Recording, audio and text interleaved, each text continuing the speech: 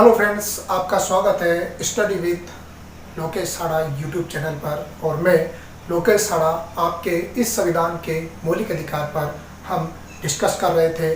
आज आपका नेक्स्ट जो मौलिक अधिकार है जिसका उल्लेख आपके आर्टिकल 16 में किया गया है, उस पर हम बात करेंगे। आर्टिकल 60 जो कहता है लोक नियोजन में समानता का अधिकार। लोक नियोजन में समानता का अधिकार, और यहाँ पर लोक नियोजन में समानता का अधिकार आपके लिए आसानी तब रहेगी अगर मैं इसे दूसरा शब्द इसके लिए प्रयोग करूँ, और वह है सरकारी नौकरी। सरकारी नौकरी में समानता की बात आपके आर्टिकल 16 में की गई है। यहाँ पर ये जो आपका आर्टिकल 16 है, ये बड़ा महत्वपूर्ण माना जाता है, और बड़ा महत्वपूर्ण मानने का कारण यह है कि ये जो आपका आर्टिकल 16 है, ये आर्टिकल 60 वर्तमान की भारतीय राजनीति को बड़ा प्रभावित करता है। हाल ही में सुप्रीम कोर्ट ने आरक्षण के संबंध में एक बात कही गई थी कि आरक्षण कोई मौलिक अधिकार नहीं है यहाँ पर, लेकिन आरक्षण मौलिक अधिकार नहीं है। ये मौलिक अधिकार के अंतर्गत एक इसकी क्लोजेज के अंतर्गत सम्मिलित किया गया था, जिसे संविधान संशोधन के द्वारा माना जाता है। लेकिन हाल ही में सुप्रीम कोर्ट ने इसे मौलिक अधिकार मानने से मना कर दिया। इसको लेकर भारतीय राजनीति बड़ी उथल पुथल की स्थिति में बैठी हुई है। यहाँ पर आप अगर सरकारी नौकरियों की बात करें, और यह सरकारी नौकरियों में किस संदर्भ में बात करता है, यह आर्टिकल जो है ये आपकी नियुक्ति, रोजगार और नियुक्ति के संदर्भ में बात करेगा। तो जो बात कही गई है आपके आर्टिकल 16 के क्लॉज फर्स्ट की, और ये कहता है कि राज्य रोजगार और रोजगार की नियुक्ति में भेदभाव नहीं करेगा। ये बात आपका आर्टिकल 16 का क्लॉज फर्स्ट कहता है कि राज्य किसी भी प्रकार के रोजगार में किसी तरीके का भेदभाव नहीं करेगा। ये बात आपके आर्टिकल 16 के क्लॉज फर्स्ट में बात कही गई। लेकिन हम दूसरी क्लॉज की बात करें तो ये कहता है कि किसी भी प्रकार के, चाहे वो सरकारी हो या फिर निजी हो, वहाँ पर निम्न आधार पर, यानी कि 7 बेसिस ऐसे होते हैं जिसके आधार पर आप भेदभाव नहीं कर सकते, उसके अलावा आप भेदभाव कर सकते हो। यहाँ पर अगर हम बात करें तो धर्म, वंश, लिंग, जाति, प्रजाति, जन्म स्थान और निवास स्थान, इस आधार पर आपसे भेदभाव नहीं किया जा सकता। यह 7 बेसेज ऐसे होते हैं जिनके आधार पर आप नौकरियों की नियुक्ति के संदर्भ में भेदभाव नहीं कर सकते। ये आपका आर्टिकल 16 का खंड 2 बोलता है। और यहाँ पर न तो सरकारी नौकरी न निजी नौकरी, उनके यहाँ पर आधार पर भेदभाव नहीं किया जा सकता। ये आपके आर्टिकल 16 का क्लोज सेकंड बात कहता है। दूसरा, आगे हम चले तो आर्टिकल 16 का क्लोज जो थर्ड है, वह जस्ट इनके अपोजिट, जो ऊपर के 2 क्लोजेस है फर्स्ट और सेकंड, इनका एकदम अपोजिट हो जाता है। और ये क्या कहता है कि निवास के आधार पर पिछड़े क्षेत्रों को सरकारी नौकरी में आरक्षण प्रदान किया जाएगा। निवास के आधार पर किस प्रकार प्रदान किया जाता है, पहली तो चीज ये इसका अपोज कर रहा है, लेकिन क्यों कर रहा है हम इस पे बात करेंगे। हिंदुस्तान के बहुत से सेक्टर ऐसे होते हैं जो अपने ही राज्य के जो डेवलपमेंट है, उस डेवलपमेंट के साथ साथ नहीं चल पाते। या तो वहाँ पर सांस्कृतिक बैकवर्डनेस होती है, या फिर वहाँ पर एजुकेशनल बैकवर्डनेस होती है। और जब इस प्रकार की बैकवर्डनेस होती है तो उसके साथ साथ यहाँ की इकोनॉमिकल बैकवर्डनेस भी आ जाती है। यानी कि जहाँ पर आपका सामाजिक और शैक्षिक पिछड़ापन रहेगा, वहाँ पर आपका आर्थिक पिछड़ापन भी बढ़ेगा। तो इस स्थिति में वो जो क्षेत्र है, वो क्षेत्र ये कहा जाता है कि पिछड़ेपन की स्थिति में आता है, और उस क्षेत्र को अन्य क्षेत्रों के बराबर डेवलप करने के लिए या विकसित करने के लिए उसमें एक विशेष कैटेगराइज कर दी जाती है, उसमें डिस्क्रिमिनेट पैदा कर दिया जाता है, और उसे आरक्षण प्रदान किया जाता है। तो इस प्रकार, ताकि वो क्षेत्र भी जल्दी विकास करें, और जल्दी विकास जो आगे जिस क्षेत्र का विकास हो चुका है उसके साथ आगे बढ़कर आ सके बड़ी तेजी के साथ। तो इस वजह से आपके निवास के आधार पर आरक्षण की व्यवस्था प्रदान कर रखी है। जैसे इस प्रकार का अगर हम उदाहरण समझें, जैसे आपका राजस्थान, और इस राजस्थान में आपके बहुत से ऐसे सेक्टर है जिसमें मोस्ट ऑफ अगर हम बात करें तो राजस्थान का दक्षिणी हिस्सा जो आदिवासियों का एक ये कहा जाता है कि बड़ा केंद्र माना जाता है, वहाँ पर सांस्कृतिक और सामाजिक पिछड़ापन था और इस वजह से वहाँ पर शैक्षिक पिछड़ापन आया। और जब शैक्षिक पिछड़ापन आया तो वहाँ का ये कहा जाता है कि इकोनॉमिकल बैकवर्डनेस आ गई, यानी कि वो आर्थिक रूप से पिछड़ेपन की स्थिति में आ गए। तो उस स्थिति को देखते हुए वहाँ पर उस सेक्टर को हमने उसके बहुत सी तहसीलों को हमने टीएसपी सेक्टर के रूप में स्थापित कर दिया, जो ये आपके निवास के आधार पर आरक्षण की बात कहता है। यानी कि आर्टिकल 16 का जो पार्ट 3 है वह आपकी इन दोनों का अपोज कर रहा है, यानी कि यहाँ पर निवास के आधार पर क्या किया जा रहा है, भेदभाव किया जा रहा है। तो इस प्रकार ये आपके आर्टिकल 16 का क्लोज 3 हो गया। और उसके बाद आगे हम बात करते हैं आर्टिकल 16 के क्लोज 4 की।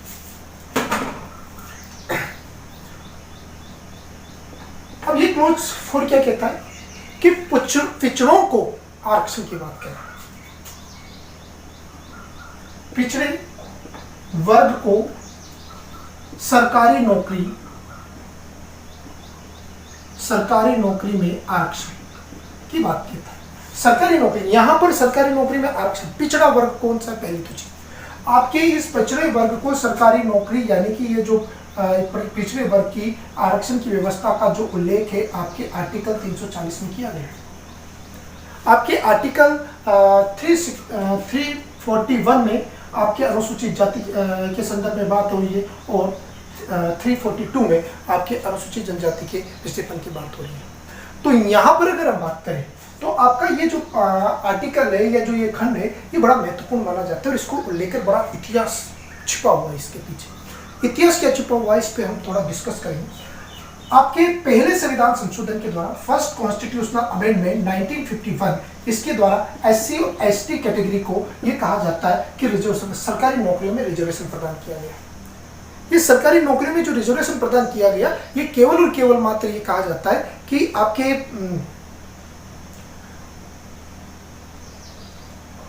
ये हम केवल और केवल आपकी सरकारी नौकरी की नियुक्ति के संदर्भ में था।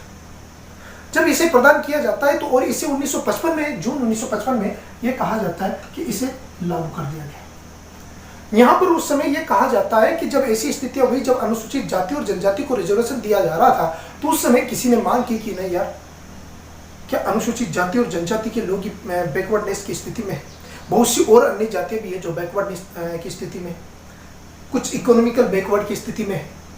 तो अब उस चीज का अध्ययन करने के लिए ये कहा जाता है एक आयोग का गठन किया गया, यानी कि काका केलकर आयोग। और इस काका केलकर आयोग को लेकर आपके रिट 2016 में इसको लेकर क्वेश्चन पुटअप किया गया था कि काका केलकर आयोग का गठन कब किया गया।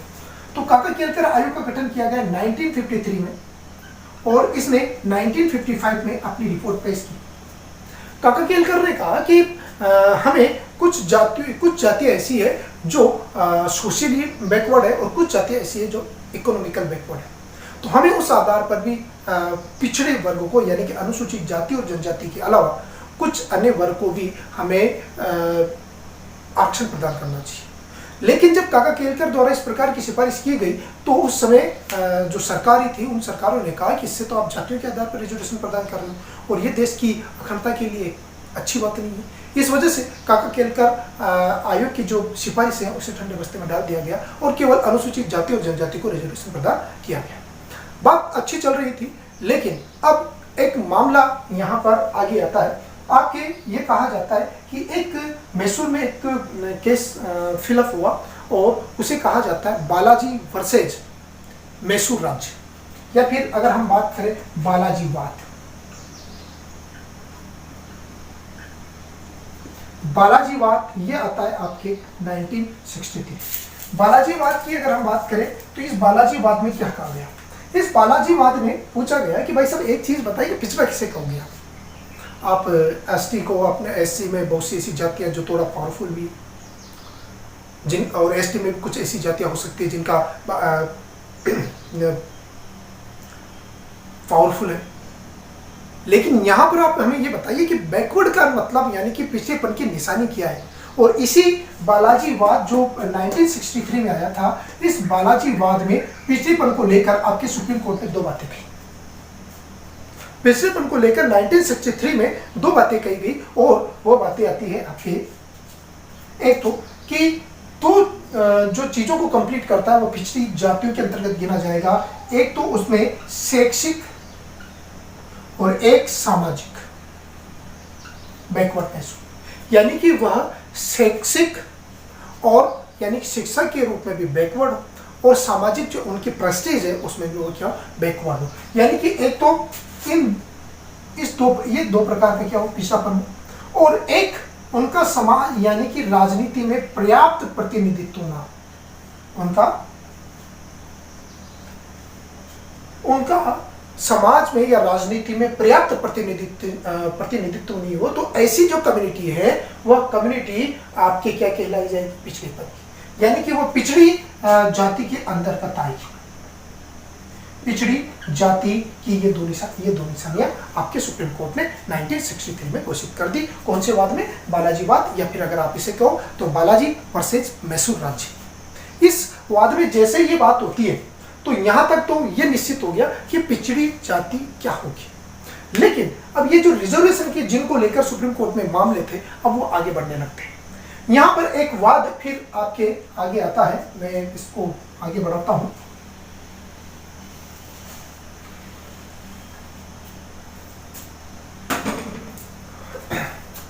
अगला वाद आता है देवदासनवाद। देवदासनवाद जो आया 1964 में, Devadasan versus Indian union of India, यानी कि देवदासन वर्सेज भारत संघ। 1964 में ये वाद आता है, और इस वाद में ये कहा जाता है कि जो रिजर्वेशन है, इस रिजर्वेशन का जो क्राइटेरिया है वो रिजर्वेशन का क्राइटेरिया किस आधार पर हो, यानी कि आप बहुत सी ऐसी स्थितियां होती है कि रिजर्वेशन की सीमा निश्चित क्या हो, आप वैकेंसी निकालते हो और वैकेंसी निकालने के बाद इसकी जो लिमिट है, लिमिटेशन क्या होगी। तो जब इस तरीके की बात हुई तो इसके पीछे क्या चीजें मानी जाती है, सीधी सी बात मानी जाती है कि होता क्या था कि जैसे कोई वैकेंसी है, यानी कि आपके 100 सीटों की भी वैकेंसी होती है, और इस 100 सीटों में से अगर हम बात करें तो 20 सीटें एससी यानी कि एससी और एसटी के लिए रिजर्व थी, और 80 सीटें मेरिट लिस्ट के लिए थी। उस समय तो ओबीसी नहीं था, उस समय ओबीसी नहीं था। अब होता क्या है कि ये जो 80 सीटें, इस 80 सीटों में इस 80 सीटें तो कंप्लीट हो गई, लेकिन यहाँ पर एससी और एसटी के जो कैंडिडेट है वो पर्याप्त नहीं है। इस वजह से इसमें से केवल आपके 10 सीटें इंक्लूड हुई, कंप्लीट हुई, और 10 सीटें रहेगी खाली। अब जैसे ये 10 सीटें खाली हो गई तो उस स्थिति में अगली जो 100 की वैकेंसी आएगी वह उसमें 10 ये सीटें ऐड हो जाएगी, और ये हो जाएगी आपके 110। अब 110 होगी तो इसमें 80 सीट तो आपके मेरिट लिस्ट वाली होगी, और बची हुई 30, आई तो 20 थी लेकिन 10 ये भी आ गई, तो हो गई कितनी, 30 आगे। फिर यहां से भी केवल कितनी सीट कंप्लीट हुई, फिर भी 10 सीट, और बची कितनी, 20 फिर वापस खाली होगी। तो उस स्थिति में अगली फिर 100 आती है, और 100 के साथ ये 20 ऐड होगी, और 20 तो इनके 120, और 120 को आप 80 तो मेरिट लिस्ट वालों के लिए, और आपके 20-40 किसके लिए। इस तरीके से स्थिति ये हो गई कि जो वैकेंसी निकलने लगी, उस वैकेंसी का जो 50% है वो 50% एससी और एसटी के लिए वह एक सुरक्षित सीट के रूप में आने लगी। तो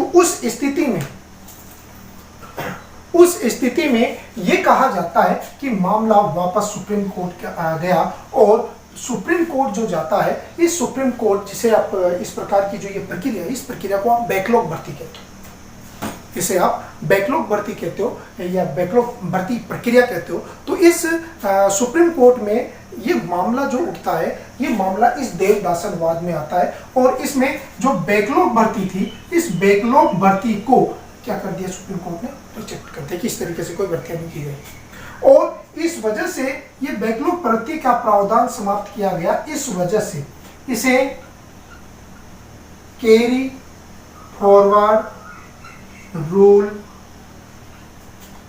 केस का नाम दिया गया। कैरी फॉरवर्ड के नाम से जोड़ा गया क्योंकि पहले ये बैकलॉग भर्ती के संदर्भ में इस पर बात की गई। अब जैसे ही मामला चला, इधर इस तरीके की बातें चल रही थी, लेकिन अब राजनीति में बड़ा चेंज होने वाला था। अब ये कहा जाता है कि 1977 को आपके जो पहली भारत की गैर कांग्रेसी सरकार आती है, और ये जो पहली भारत की गैर कांग्रेसी सरकार आती है, यह गैर कांग्रेसी सरकार आपके जिसके पहले प्रधानमंत्री आपके मोरारजी देसाई बनते। मोरारजी देसाई ने 1979 को पिछड़ों का अध्ययन करने के लिए, यानी कि अनुसूचित जाति और जनजाति SC और ST के अलावा पिछड़ों का अध्ययन करने के लिए एक आयोग का गठन किया, ब्रज प्रसाद मंडल की अध्यक्षता में। इस वजह से इस आयोग को मंडल आयोग कहा गया। और मंडल आयोग जिसका गठन आपके 1979 में मंडल आयोग का गठन होता है, और मंडल आयोग से पूछा जाता है कि भाई आपको एक चीज बतानी है कि ये जो SC और ST के अलावा और कौन सी जातियां बची हुई है जो पिछड़ेपन की स्थिति में। तो उस स्थिति में और ये भी कहा गया है कि उन्हें कितना रिजर्वेशन प्रदान करना चाहिए, इस पर बात होती है। तो उस स्थिति में ये कहा जाता है कि मंडल आयोग ने जब इस प्रकार की अपनी जातियों का अध्ययन किया, तो इसने कहा कि भाई साहब पूरे इंडिया में 3743 ऐसी जातियां जो अभी पिछड़ेपन की स्थिति में, और हमें इनका डेवलपमेंट करना चाहिए। तो डेवलपमेंट करना चाहिए, डेवलपमेंट कैसे करें, ये सब रिजर्वेशन दे दो, शैक्षणिक संस्थाओं में नहीं रिजर्वेशन दो, और आप सरकारी नौकरियों में रिजर्वेशन दो। ये कहा जाता है कि जब ये बात हुई तो उस दौरान मोरारजी देसाई की सरकार जा चुकी थी, चौधरी चरण सिंह आ चुके थे। चौधरी चरण सिंह भी ज्यादा समय तक प्रधानमंत्री नहीं रहे। वापस ये कहा जाता है इंदिरा गांधी प्रधानमंत्री बन जाती। इंदिरा गांधी प्रधानमंत्री बनने के बाद ये कहा जाता है कि 1984 को उनकी मृत्यु के बाद राजीव गांधी वापस प्रधानमंत्री बनते हैं। 1989 तक प्रधानमंत्री रहते हैं, और उसके बाद जब चुनाव होते हैं तो 1989 को VP सिंह भारत के प्रधानमंत्री बनते, और VP सिंह ने यह कहा जाता है कि यहाँ पर 1990 को ये जो मंडल आयोग लागू कर दिया। यानी कि इस मंडल आयोग को बनाने वाले थे मोरारजी देसाई, और इस मंडल आयोग को जो लागू करने वाले थे, जो लागू हुआ 19 में, वो थे VP सिंह। VP सिंह ने यह कहा जाता है कि इस मंडल आयोग को क्या कर दिया, लागू कर दिया। और इस प्रकार आपके 1990 में एक नई कैटेगरी आती है OBC, और नंद कुमार समिति का गठन किया जाता है नरसिम्हा राव सरकार के द्वारा, और बाद में 1993 को आपके OBC को 27% रिजर्वेशन प्रदान किया जाता है। लेकिन जब ये सब चीजें हो रही थी, उसी दौरान आपके सुप्रीम कोर्ट भाई साहब फिर तैयार बैठे हुए थे। सुप्रीम कोर्ट जो यहाँ पर ये कहा जाता है कि सुप्रीम कोर्ट में एक केस आता है इंदिरा साहनी वर्सेज भारत संघ, और ये केस आता है आपके 1993 को। इंदिरा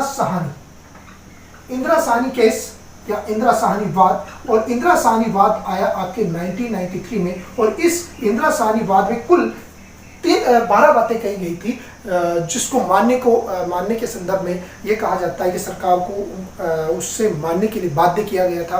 और उन 12 में से हम केवल 2-3 चीज़ों पर बात करेंगे, और वो इंदिरा साहनी की ये 3 चीज़ें आपकी ऐसी चीज़ें थी जिसने भारतीय राजनीति को आरक्षण के आधार पर पॉलिटिक्स खेलने का लिए कुछ बाउंडेशन लगा दी थी। यहाँ पर अगर हम बात करें तो ये जो चीज़ें इनके साथ जोड़ी गई थी वो किस प्रकार की थी, उस पर हम अगर बात करें तो पहले तो कहा कि देखो भाई साहब 50 बैकलॉग भर्ती का प्रावधान नहीं होगा,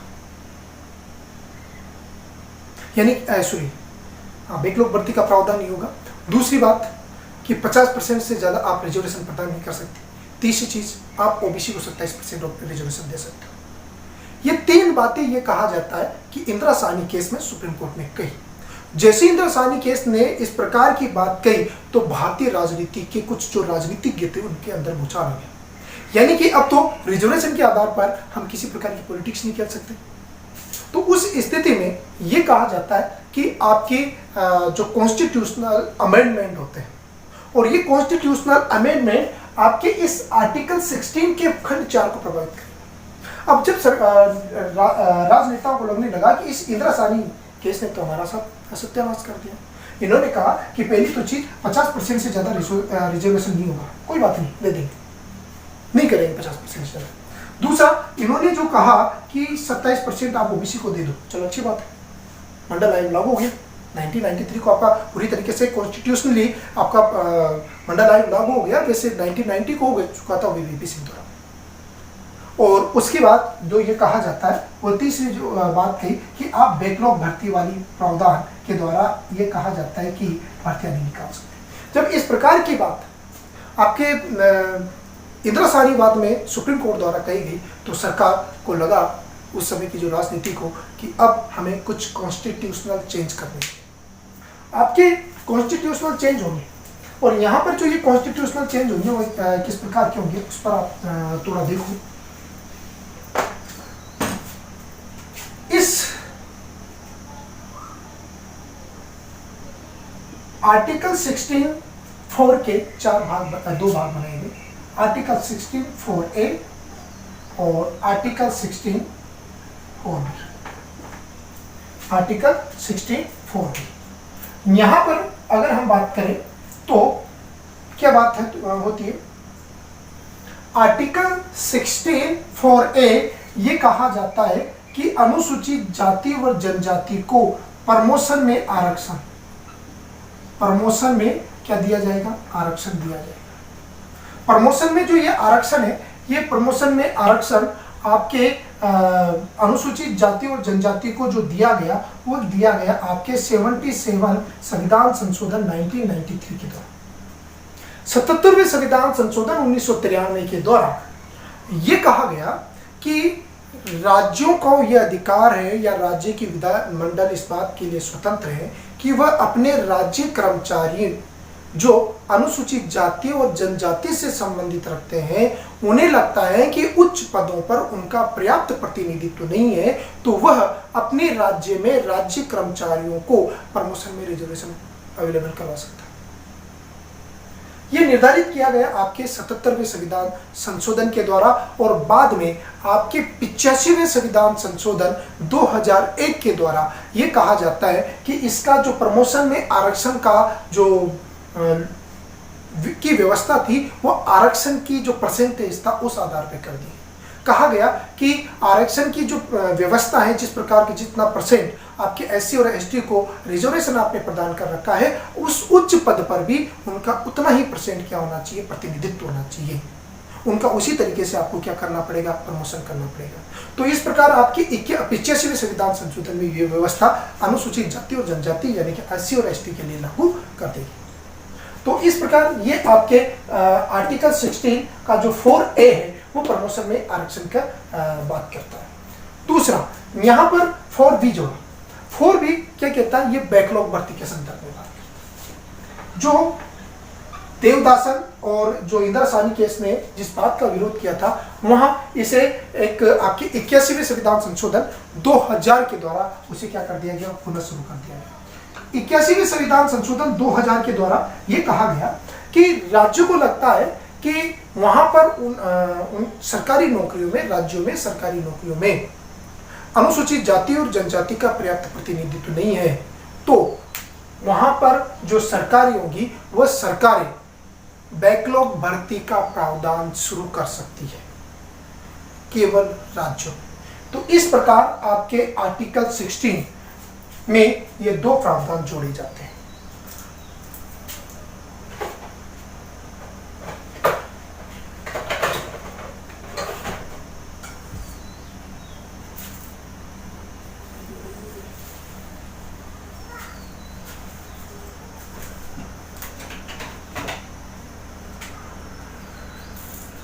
तो इस तरीके की बात आपके ये कहा जाता है कि आर्टिकल 16 में के खंड 4 के दो खंड बनाकर किए गए। तो आपको यहाँ पर प्रमोशन में आरक्षण की अगर व्यवस्था आपको राज्यों के लिए है केवल मात्र, तो एक आपका 77वें संविधान संशोधन द्वारा प्रमोशन में आरक्षण की व्यवस्था को जोड़ा गया और इसमें यह व्यवस्था की जाती है।